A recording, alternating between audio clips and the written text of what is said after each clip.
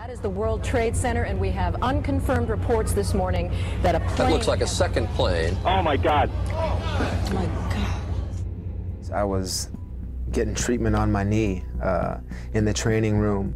It was Tuesday. I was working on our preparations for Carolina, getting ready for the quarterback meetings. Freshman year in high school, and just remember being in class, and then like in between periods, you could kind of hear the chatter in the hallways and stuff, guys talking about it. Actually filming a Papa Gino's commercial, of all things. Sitting there in a dentist chair, listening to the radio, and then hearing a small plane hitting the Twin Towers.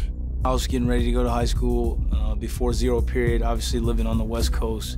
We were 3 hours behind, and my mom used to turn on the news every morning.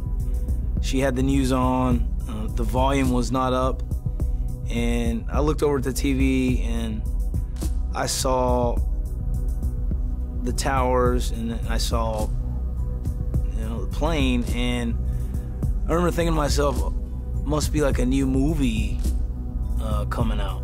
I was watching the news and saw the plane, the visual of the plane going into the building and the smoke. Oh, another one just hit. Something else just hit. A very large plane just flew directly over my building, and there's been another collision.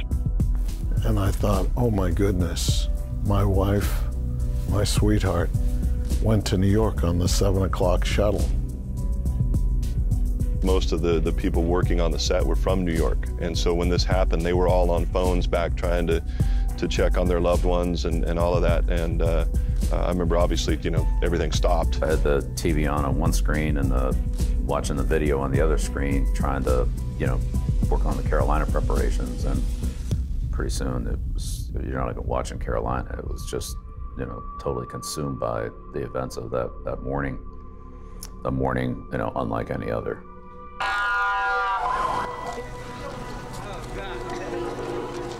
I left that dentist's office and just started making phone calls, and nothing was working.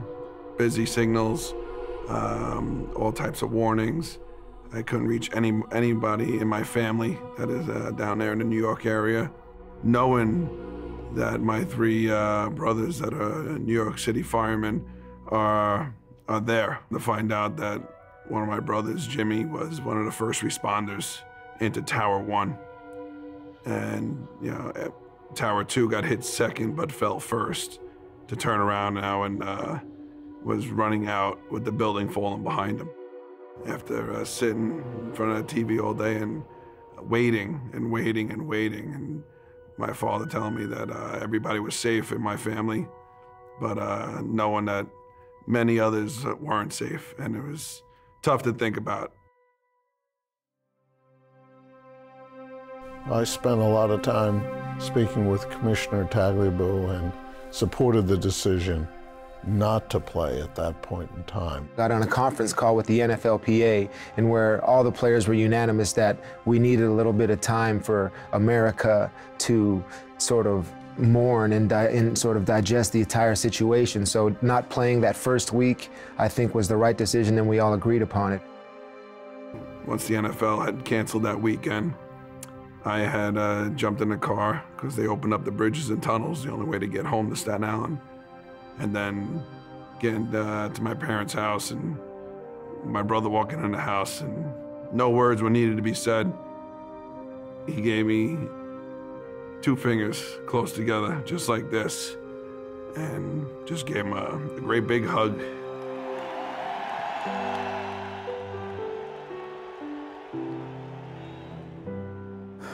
We had a personal attachment as a team to 9/11 through Joe and his family.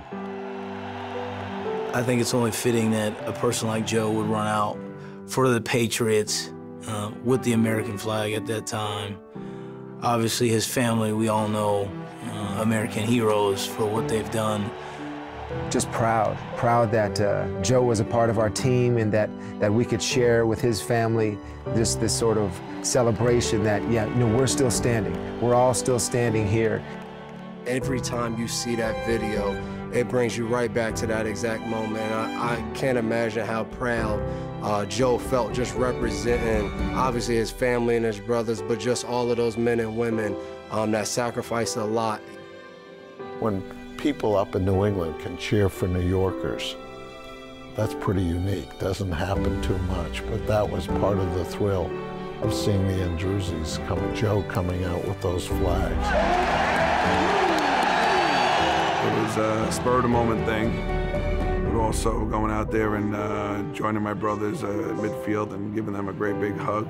They stood for a lot out there on that 50-yard line, and when they raised those helmets up, you could see the chills in the air.